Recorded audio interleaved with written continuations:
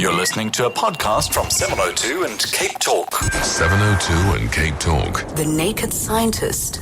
Our lines are open for you. Give us a call on 021 446 0567, 011 883 0702. And we are taking your SMSs on 31702 and 31567. And anything that you want to ask the Naked Scientist, just satisfy your curiosity about the world in which we live. We are answering all your questions. Chris, good morning.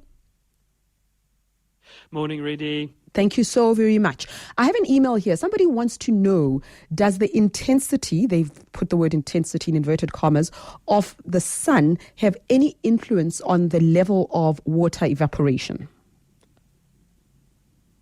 Oh, yes, absolutely. The sun is the source of energy or heat input to the Earth. The heat arrives in the form of visible light, which is all of the colours of the rainbow. About 1 kilowatt hits every square metre of the Earth's surface. In other words, energy at the rate of a kilowatt hits every square metre of the Earth's surface, on average, heats up the surface. If there's water there, the water will absorb that energy, and if the water molecules have sufficient energy, they break their attachments to other water molecules, they go off as water vapour into the air. Now, it follows, therefore, that the greater the intensity of light hitting a patch of the Earth's surface, the faster that's going to happen, and the slower or the less energy that hits the Earth's surface, the slower that's going to happen. So it's absolutely true that if the sun is hot and bright, then you're going to get more evaporation than if the sun is not hot and bright. Okay. And then Clifford, you are calling us from Northcliffe. Hey, good morning to you. Welcome. Hello. Yes, good morning. I just wanted to ask, I know it's unusual, it's a medical question. I'm 71, and suddenly overnight, my heartbeat dropped from above average, from 85 per minute to 40 a minute. And I suddenly got very tired very quickly.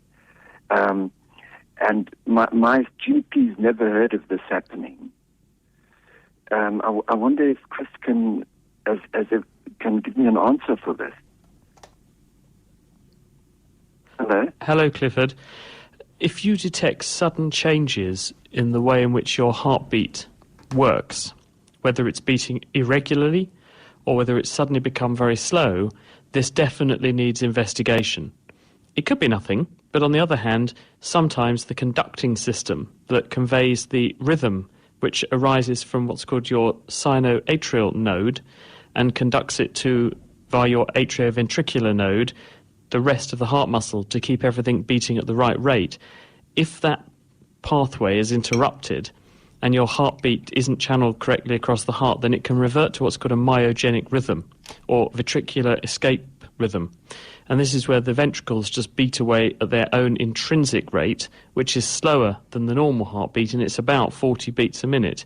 And if that happened abruptly, then it probably happened for a reason, and it would be better to get this investigated. There might be nothing, but on the other hand, if something has changed, then you should get that sorted out because you don't want this happening again. Okay, thank you very much, Clifford. And then we have Attila in Durbanville. Good morning to you. Hi, morning. Morning, Chris. Yes, good morning, Can Attila. you hear me? Yes, we Chris, can. Chris, just a question about fixed drug eruptions. I'm fascinated by the immune system. How does it remember after 50 years for the reaction to appear in the same spots? And why does it do it? Does it do it to contain a more severe reaction like Steven Johnson? How does a fixed drug eruption work? Well, there's a range of reasons why we can get reactions to drugs. Very common reactions that people describe are when they take a drug, frequently antibiotic compounds actually, they get a rash. Sometimes they get a more pronounced and profound response, which can even be as severe as full-scale, full-blown anaphylaxis, where you have too much histamine in the body and it's released all at once. It causes your blood pressure to drop precipitously. And even more severely, you can get, as you've alluded to, Stevens-Johnson syndrome, which is very, very unpleasant and can be severe to the point of being life-threatening in some people. Now, we don't know why this happens. Ideally, it wouldn't happen, and in the majority of people, it doesn't happen because we test these drugs to make sure that this sort of thing isn't a frequent outcome. But there I mean, it must be borne in mind that everybody on Earth, with the exception of people who've either managed to clone themselves or who are natural clones in the form of twins, everyone's genetically different from everybody else. And that means we both look different on the outside, we also look different biochemically on the inside.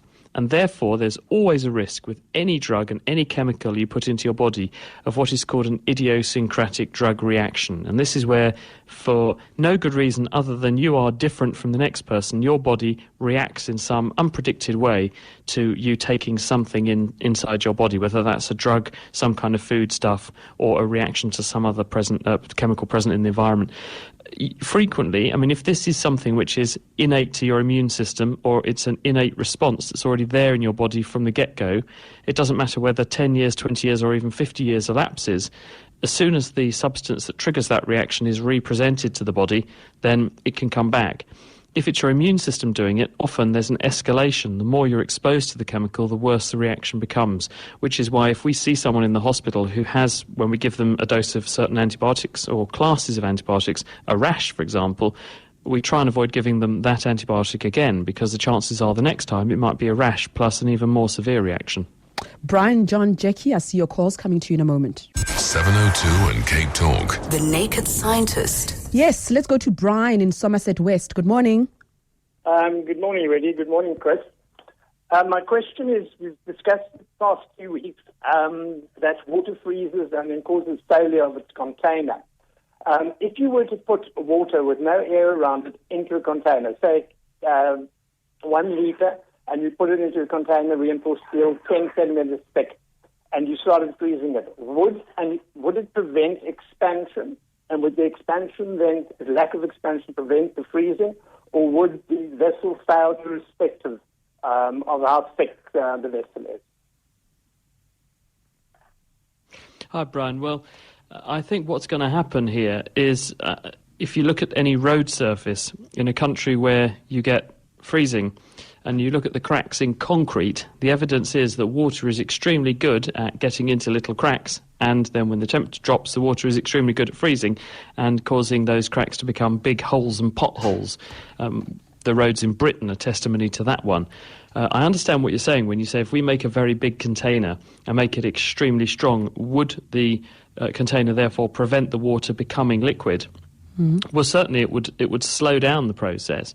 But if you were to cool the liquid down to its freezing point, eventually you would take enough energy away from the water that then it would adopt ice in an ice configuration, and it would, if it did turn into ice, exert considerable pressure on the steel, and it would try and make the steel fail or stretch elastically, because of course these metals are ductile, they will flow and move and deform elastically. And for that reason I think you'd still potentially get ice in there. The other thing that water can do, which is interesting, is that it can be supercooled. It's possible to get water existing at, say, minus 40 degrees C.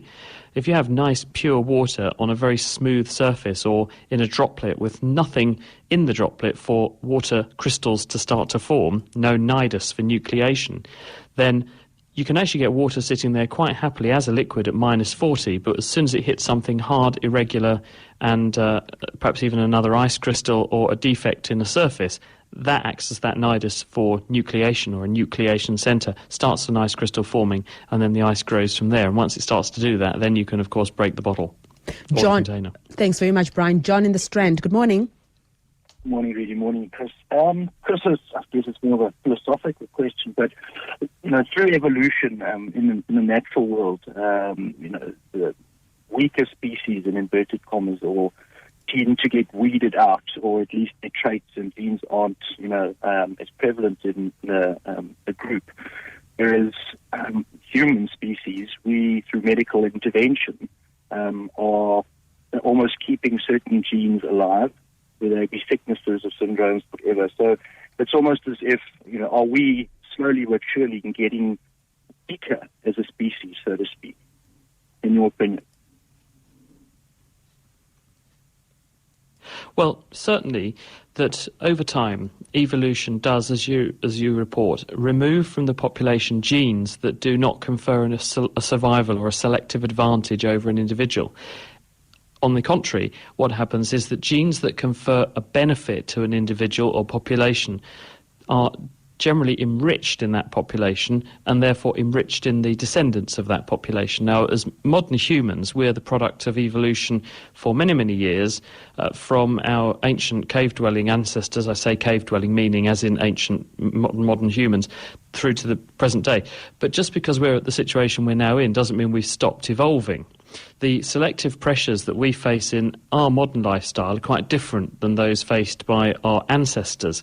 Our ancestors, for example, didn't know where their next meal was coming from.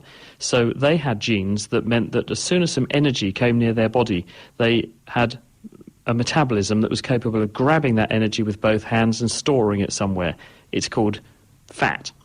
Now, that, of course, today is proving to be quite disadvantageous to us. And as a result, in times of plenty, people are now overindulging, they're taking in too much energy, and now they're becoming obese, and this carries a health disadvantage. Well, there will be people in the population who can nonetheless eschew all the excess calories, or they don't grow fat. They may, for instance, find their genes becoming richer in the population because they're better adapted to survive in the modern world. Are we polluting our gene pool by keeping people alive who are carrying defective genes? Well, probably not, because arguably there are 7.2 billion people on Earth, and that's higher than the population's ever been in the past, and the vast majority of them are extremely healthy.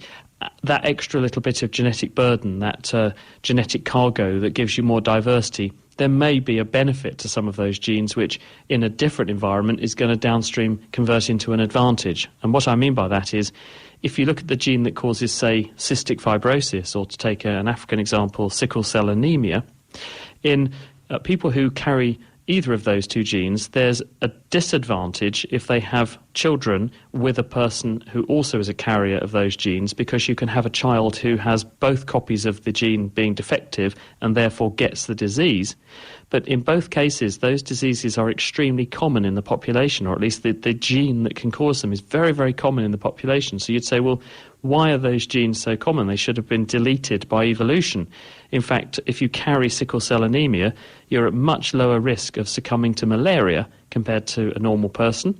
If you are a carrier of the cystic fibrosis gene, historically, rather than so much today, you would have been protected to a certain extent from catching salmonella infections, or typhoid as it's also known.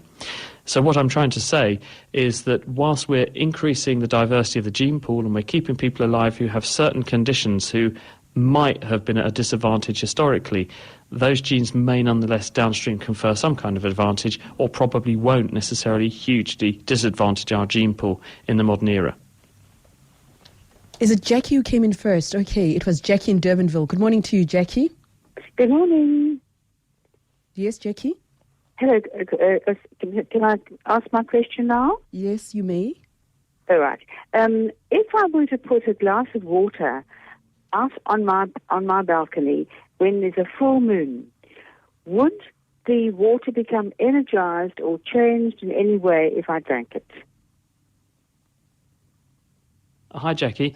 Well, what is moonlight? Well, when the sun is shining during the day, it illuminates the Earth's surface. Sometimes the moon is in the sky during the day and is also illuminated. Sometimes the moon is out during the night time, depending upon where in the moon cycle we are. And what you're seeing on a dark Earth is a moon shining in the sky because the surface of the moon is being illuminated by the sunlight that's going past the Earth but nonetheless still reflecting off the surface of the moon. In either case, it's the same light, whether it's sunlight that's come straight to us or it's reflected off the moon's surface. It's just light, and there's no special energy in there other than light energy. It's much more intense during daylight here on Earth than it is during moonlight, and it would when it hits the glass of water, it would illuminate the glass of water. It would make it fractionally warmer, but apart from that, no, there's no special energy in moonlight. And then, Chris, we've asked this question when it comes to brain capacity, that can you reach the limit of your brain use, as it were? And just watching the athletics, watching the phenomenal Mo Farah, watching Usain Bolt, does the same apply with our physical aptitude? In other words, can someone like Usain Bolt improve even further by training harder, or you do, as a human being, reach that physical plateau? Well, if you look at the results we've seen for Olympic records over history, there's been a steady improvement year on year, every year. Records are always being broken. So we're presumably, therefore, not at our maximum genetic potential yet. What do I mean by genetic potential? Well, genetic potential is what we have the capacity to do, and it's a question of making sure that we train to reach that potential capacity. Now, people who went into athletics historically probably were a fairly select group of people in the population. It's becoming easier in many countries now for people to pursue a career in gymnastics, athletics, sport and so on. And therefore the repertoire or the diversity of people genetically who are going into those sports is becoming broader. It's no more just an old boys club, for example. It's open to everybody. And as a result, we're seeing more people having a chance to test their genes against these running races. At the same time as we're also seeing more diversity in these races, which means people may or may not perform better, we're also seeing a real proliferation of very good equipment. People are better equipped now, and the equipment can help a person to reach their potential. Decent running shoes, suits that you can wear that keep body temperature optimal, suits that you can wear to help your muscles to cool and so on. At the same time, we've become very good at testing people so we know how best to train them. We understand nutrition much better. So feeding all these things into the mix, it's not surprising that people are improving year on year, but the amount they're improving by year on year isn't dramatic steps, it's very small increments. And I learned a very interesting fact the other day. I was talking to someone last night where I am here in Australia, and they were talking about some fossilised footprints of Aboriginals who were running through the bush about 40,000 years ago, and if you measure the stride length of these Aborigines, then they were actually running far faster than anyone in the modern era does in the Olympics. So clearly those people knew a thing or two about how to move fast too. All right, and then here's a question on SMS. Sia says, how does a headless chicken run around since it has no brain to tell its body to run?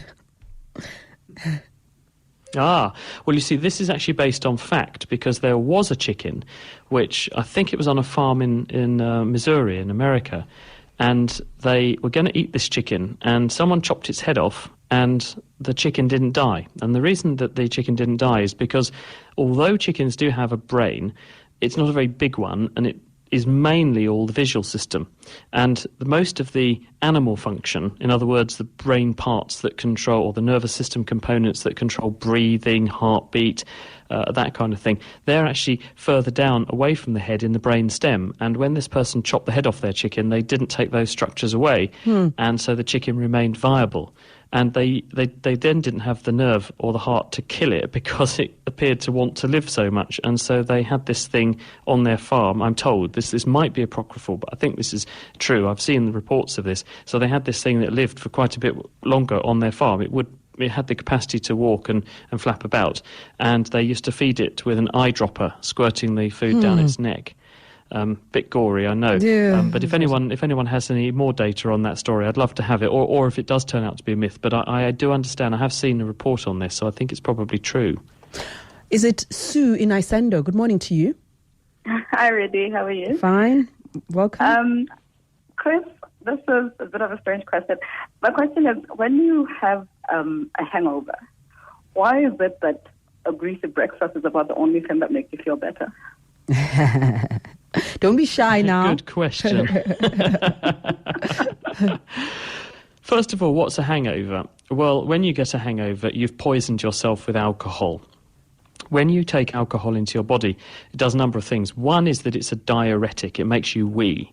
And when you wee, it takes with it salts, and that means your blood chemistry goes out, and you don't feel so good for that reason.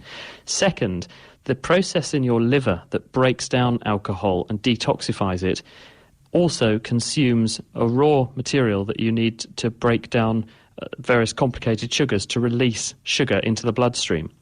So you therefore also suffer an energy deficit. You have a low level of glucose in the bloodstream. You also, when you are breaking down alcohol, you produce something called acetaldehyde. And this is a breakdown product of the alcohol that if you don't remove it quickly enough, it can build up, and you don't remove it quickly enough if you overwhelm the system. And this acetaldehyde is chemically very similar to the same stuff that you use to embalm bodies with. This is washing around in your bloodstream, and it's effectively fixing all of your tissues. It's literally causing cross-links and chemical reactions to happen in your tissues, which are not good for you. So alcohol is pretty poisonous, really. Your body's pretty good at dealing with the effects of alcohol most of the time, but when you overwhelm the system, that's why you get those effects. Why does a greasy breakfast help? Well, when you take in a nice rasher of fried up bacon, that's got some salts in it, which will help you feel better. Physically taking energy into your body, whether it's in the form of fat or sugars and things, is going to help up with the energy deficit because, as I said, you've inhibited the production of glucose in your liver, which means your blood sugar is low, which means you feel bad because you haven't got any energy. So taking energy into your body feels better. And often you'll wash it down with a few strong cups of coffee, and that will help to deal with the dehydration too. Good luck to you, Sue, and give the alcohol a break today, okay? Okay, we're going to leave it there. Fuad and Margie, I'm sorry, I cannot take your calls. We've run out of time. And Chris, thank you very much for speaking to us today. We'll chat again next week. I'm looking forward to it, really. Ta-ta, Bye-bye. bye-bye. And those of you who are holding on and couldn't be put through are making a public commitment. You will be our first callers next week.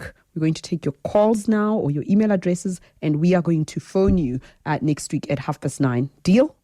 Deal.